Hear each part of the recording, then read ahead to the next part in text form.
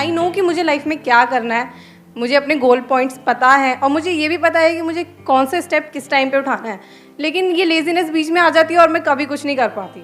ये लेजीनेस बीच में आ जाती है, जिसको हम लेजीनेस बोल रहे हैं, इसका मतलब ये नहीं है कि आप पूरा दिन सिर्फ बैठे रहते हैं, कुछ ना कुछ तो करते होंगे। हाँ जी। लेकिन अपने गोल से रिलेटेड कम करते हैं। हाँ जी। और जो चीजें वो ज्यादा करते हैं, जैसे टेलीविजन हो गया, मोबाइल हो गया, ये सर जैसे लाइक अगर मैं स्टडीज कर रही हूँ, मैं स्टडी कर रही हूँ कुछ, तो मैंने ओनली सोचा कि अगर अच्छा मैं 1 घंटे में अपने 2 चैप्टर्स कंप्लीट करूंगी, बट 15 मिनट्स में मैं इतनी ज़्यादा बोर हो जाती हूँ कि अब नहीं करना। मतलब ये है कि जो लेजीनेस का एक कॉज जो आपने यहाँ पे वर्ड यूज किया, दैट इज बोर हो जाती हूँ। Is boredom the cause of laziness? कि जब हम कुछ बोरिंग करते हैं तब हम लेजी होते हैं, या जब कुछ इंटरेस्टिंग करते हैं तब भी हम लेजी होते हैं?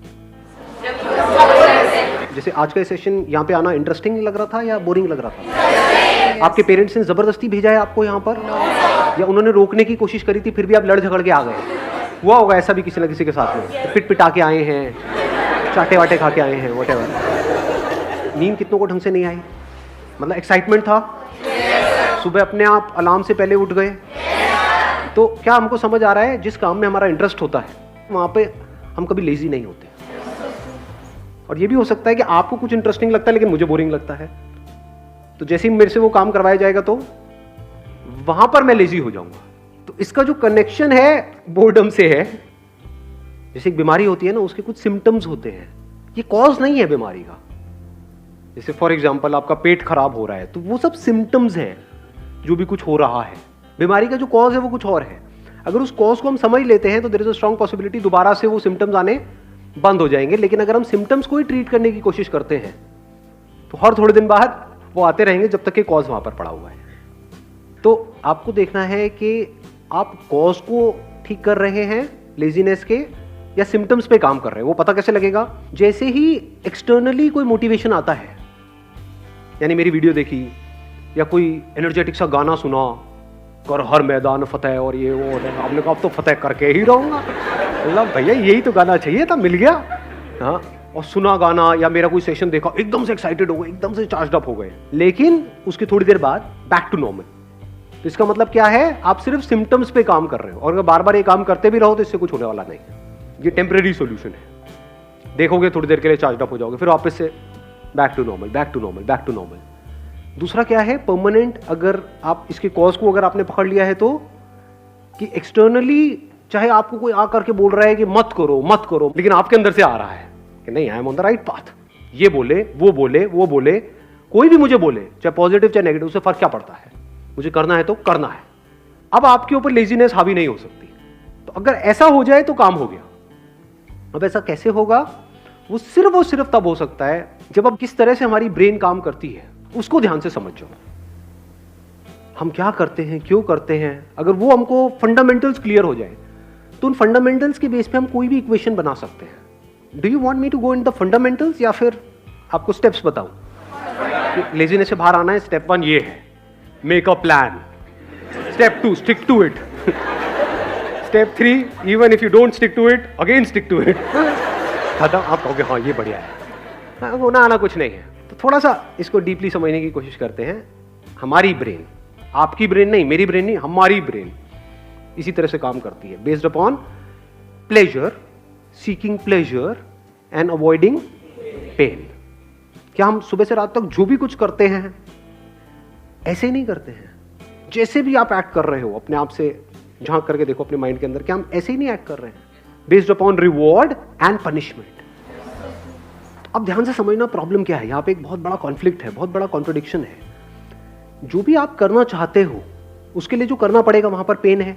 We don't want to go to school और कॉलेज और इवन एट वर्क। आप में से कितने वर्किंग है, इन द सेंस के जॉब कर रहे हैं?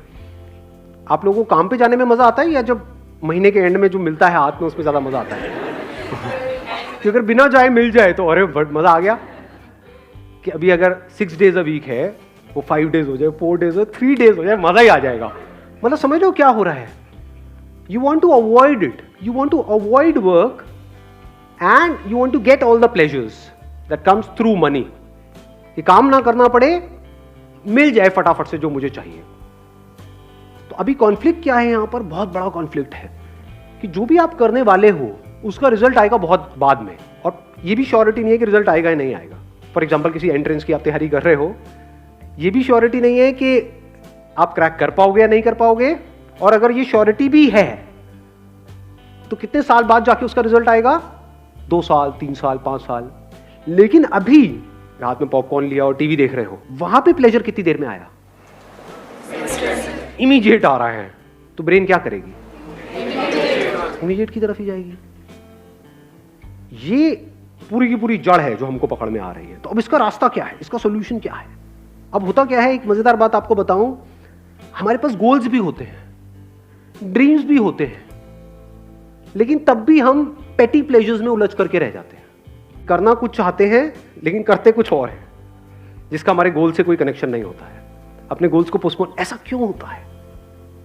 क्योंकि गोल्स तो है हमारे पास, लेकिन वो गोल्स या वो ड्रीम्स, उसमें एक्चुअल में कुछ है ही नहीं।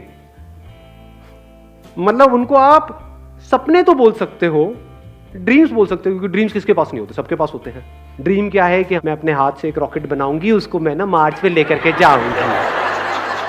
कैसे बनाऊंगी, ये मेरे पास में एक कॉपी है, बस इसी के पेट फाड़ फाड़ के मैं बनाऊंगी। नहीं जा रहा, नहीं जाता, मैं नहीं कर रही, गंदा गेम है, मैं नहीं खेलती। संदीप सर क्या बोलते रहते हो आप अपने सेशन में, एवरीथिंग इज पॉसिबल, एवरीथिंग। वो नहीं हुआ, मैंने किया, नहीं हुआ। तो कहने का मतलब है, हंस लो हंस लो। हाँ, फर्क समझ पा रहे हो मैं क्या कह रहा हूं? एक है ड्रीम, एक है विजन। विजन मतलब क्या, कि मेरे को ये करना है, इससे पहले मुझे क्या करना पड़ेगा, मेरे को ये करना पड़ेगा, फिर ये करना पड़ेगा, फिर ये कोर्स, ये कोर्स।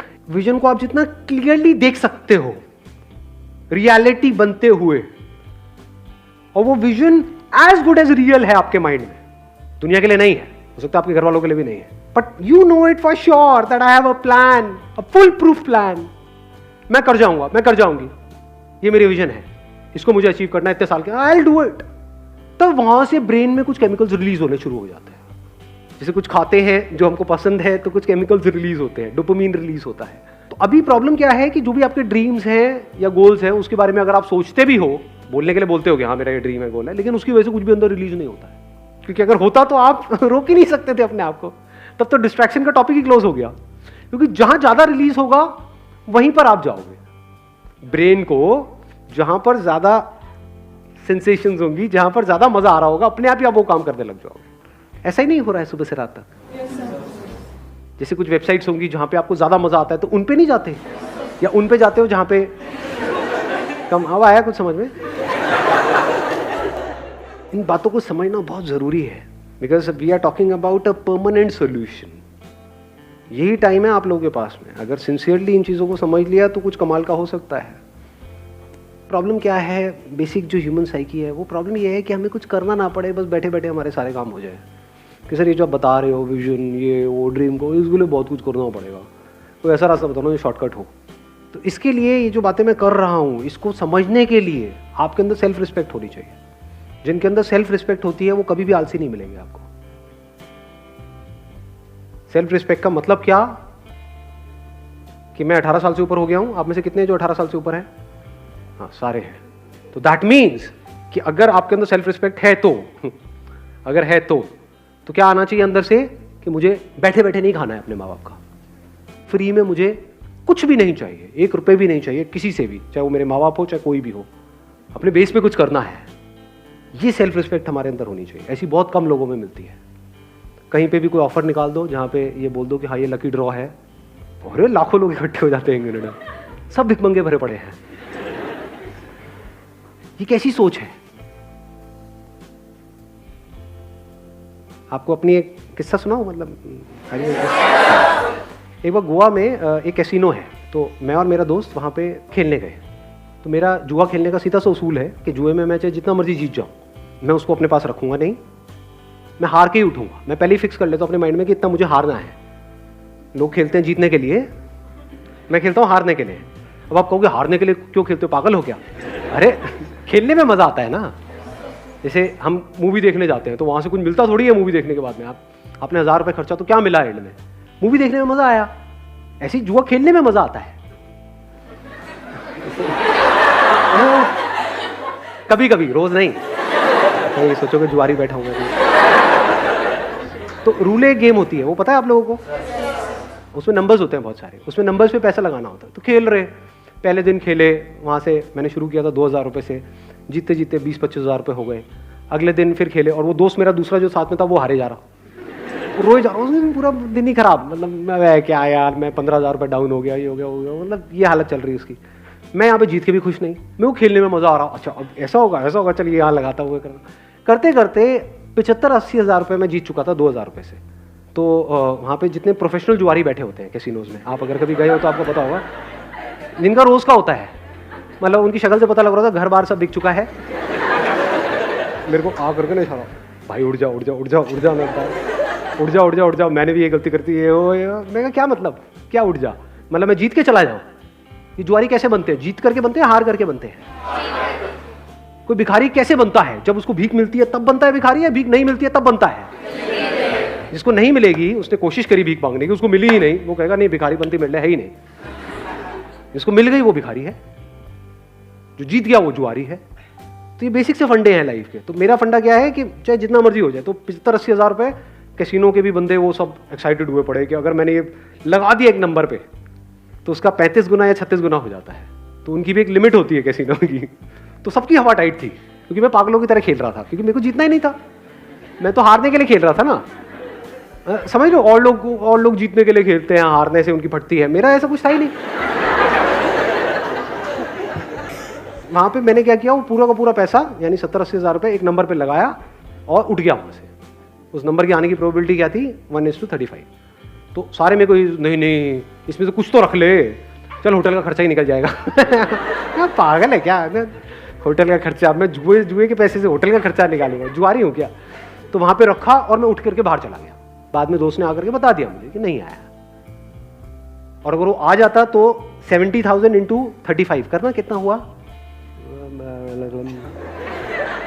25-30 लाख रुपए हुआ मेरे ख्याल में। हाँ, तो उतना कैसीनो को मुझे देना पड़ता। तो आप समझ सकते हो कि कैसीनो की क्या हालत हुई। सोचा अगर वो नंबर आ जाता तो 25-30 लाख रुपए उस कैसीनो को देना पड़ता। लेकिन अगर वो 25 लाख भी आया था तब भी मैंने वहीं पे टेबल पे छोड़ देना था। चाहिए ही नहीं, मतलब ही नहीं। इसको क्या बोलते हैं? Self respect. When I was getting married to my wife, अभी I am not too sure ये बातें बतानी चाहिए नहीं, बट तो ना बता दो आप, तो हर चीज़ बता दो सर, कुछ भी बता दो, आपका क्या जाएगा, आप तो अपने घर, मेरी वोट लग जाएगी एनी हाउ। तो बट इतनी कोई बड़ी बात नहीं है, छोटी सी बात है, तो बता देता हूँ, सच है तो उसमें बताने में क्या डर। When I was getting married to my wife, तो उस टाइम पे मेरे पास में एक सेकेंड हैंड मारुति एस्टीम थी। तो मेरे को उड़ती उड़ती खबर आई कि वो मेरे को होंडा सिटी देने का कुछ प्लान कर रहे हैं। अगले दिन मैं अपने ऑफिस में गया, जितनी भी मेरी सेविंग्स थी वो सारी निकाली मैंने यहाँ से वहाँ से करके और फाइनेंस करा लिया एक होंडा सिटी। अगले दिन ही ले आया। मतलब मैं कहा आप दो किसको दोगे? लाइफ का फंडा सिंपल, किसी से भी 1 रुपये भी लेना नहीं है। मर जाऊंगा लेकिन अपनी सेल्फ रिस्पेक्ट पे कॉम्प्रोमाइज़ नहीं करूँगा। अब ऐसे बंदे जो डाउरी आज कहने के लिए इलीगल है इंडिया में, लेकिन आज भी बहुत लोग हैं जो खुल्लम खुल्ला ये सारे काम कर रहे हैं। अब उन बेशर्मों को मतलब क्या ये सेशन उनके लिए है? सोचो।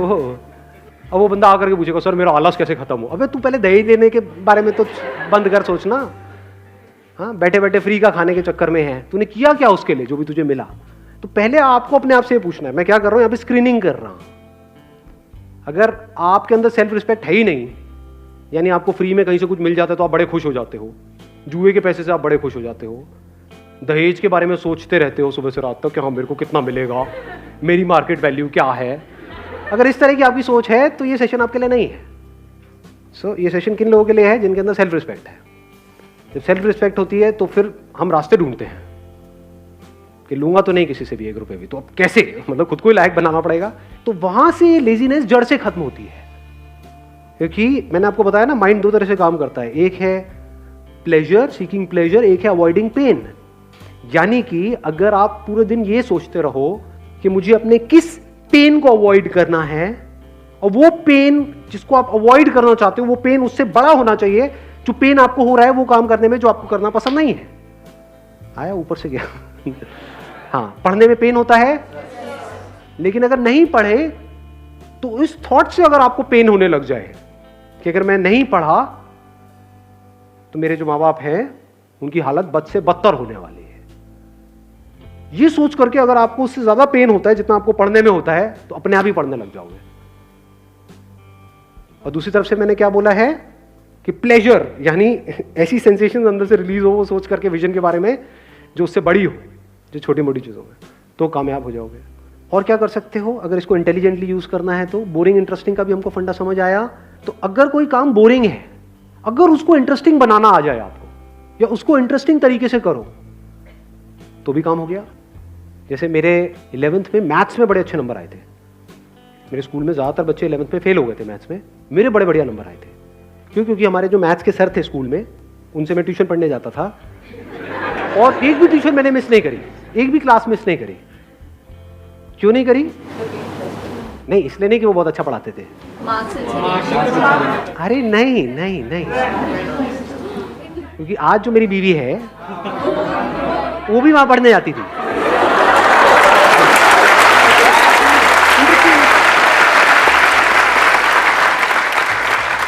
मतलब वो एक प्रॉब्लम देते थे तो सबसे पहले मुझे ही सॉल्व करनी थी वो प्रॉब्लम, क्योंकि तभी तो स्टाइल मारता ना, तभी तो मैं उसको पढ़ाने के लायक बनता पीछे से।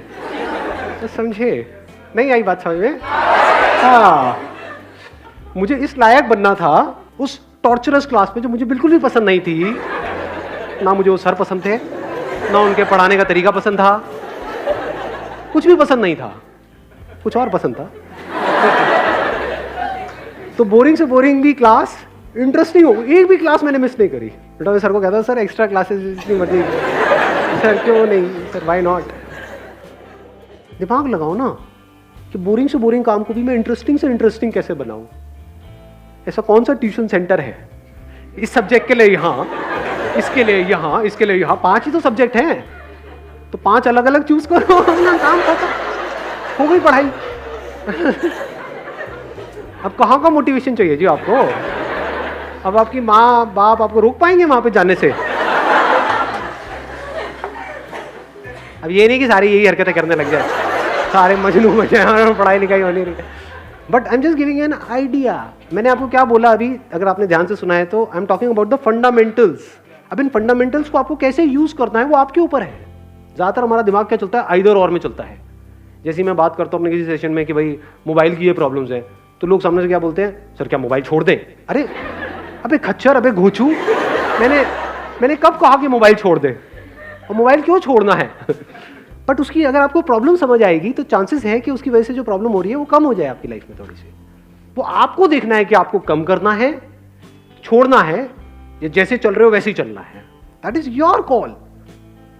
यानी जिस मंजिल तक आपको पहुंचना है, अगर वो मंजिल बिल्कुल क्लियर है माइंड में, and if you are really passionate about reaching there, वो मंजिल आपको साफ नजर आ रही है, तो रास्ता चाहे जितना मर्जी मुश्किल हो वो भी अच्छा हो जाता है।